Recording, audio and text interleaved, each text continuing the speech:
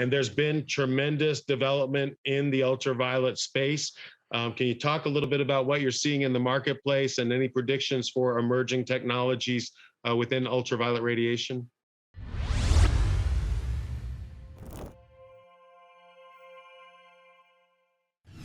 Yeah, absolutely. There are some really cool things just from a pure technological standpoint that we are beginning to see. One is the rollout of what it's called far UVC technology or far UVC sources.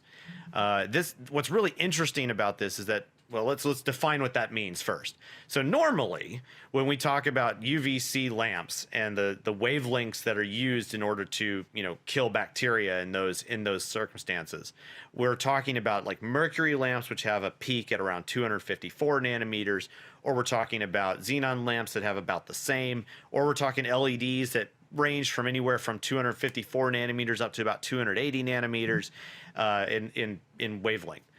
Far UVC is basically ranging from 200 nanometers to 230 nanometers.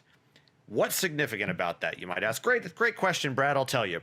At 222 nanometers, we have the capacity to produce light at high intensity using certain types of compounds that we call exomers or exaplexes, and filtering out all other wavelengths. And so you have a virtually monochromatic source at 222 nanometers that has the capacity to inactivate bacteria and viruses while simultaneously not causing any type of skin damage or eye damage.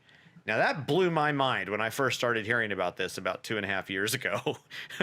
But the fact is that the research is now showing that that's pretty much true. That there's that really that light does not have the capacity to penetrate deep enough into your skin to really cause any type of DNA damage or skin or just burn damage. Essentially, I mean, it's kind of like when you go out in the sun for too long, you get sunburned, right? And it's because of UV. Well, there's also stuff that happens with UVC if you allow it to penetrate your skin for very long. It's not good for you, but it's not. But when you get down into this far UVC range, you don't see that anymore. It doesn't even penetrate through the tear layer of your eye.